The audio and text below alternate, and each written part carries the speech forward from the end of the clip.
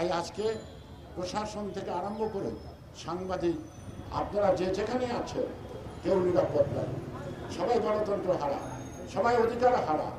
আজকে বেগম খালেদা জিয়া আর গণতন্ত্র দুটি শব্দ আলাদা দেখার সুযোগ নাই। যেখানে গণতন্ত্র সেখানে খালেদা জিয়া, আর যেখানে খালেদা জিয়া উপস্থিত সেখানেই গণতন্ত্র। সেই খালেদা জিয়া যদি বন্দী থাকে গণতন্ত্র মুক্ত থাকতে পারে না।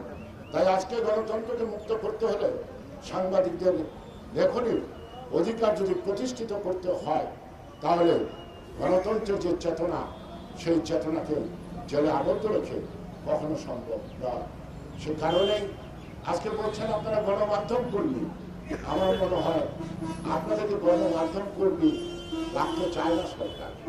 সরকার চায় আপনাদেরকে সরকারিকরণ করতে, অর্থাৎ যার গুণ কীর্তন যা কিছু করবে সবই আলহামদুলিল্লাহ, সবই সাধুবাদ।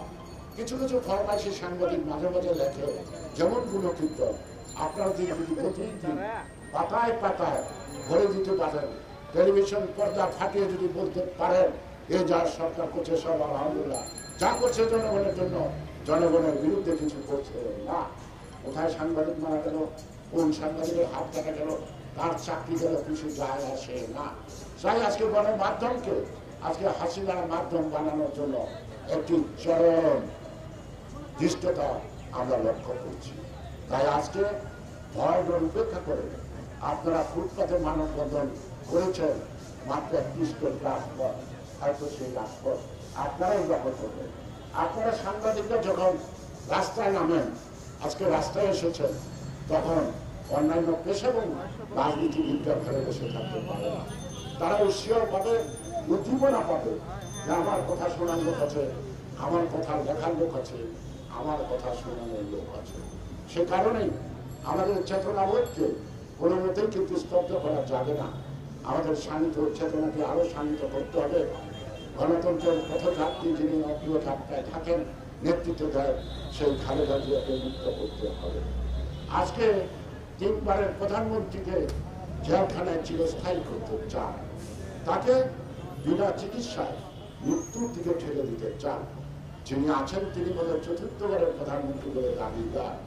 3য়বারের প্রধানমন্ত্রী যদি এই পরিণতি আপনি করেন তাহলে 4র্থবারের প্রধানমন্ত্রী কি পরিণতি হবে সেটা আপনি ভাবতে শুরু করেন, সেটা আপনি আপনার ডায়েরিতে লিখতে শুরু করেন।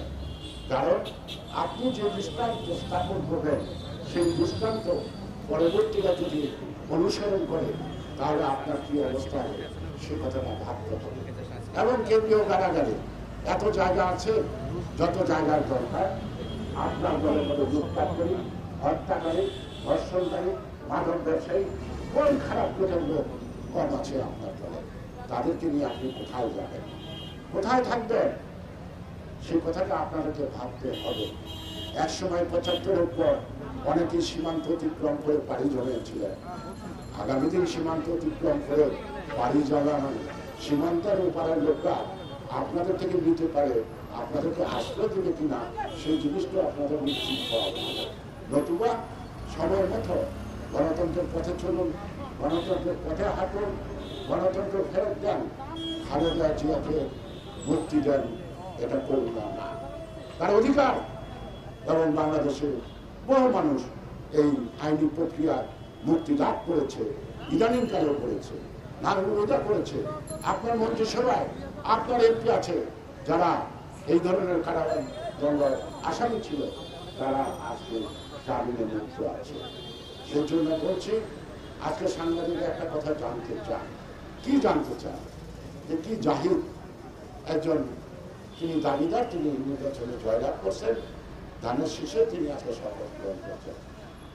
জনগণের সাথে যিনি থাকতে পারেন না, তার কোথায় শপথ নিলেন, কোথায় শপথ নিলেন না, এটা বিবেচনার বিষয় না।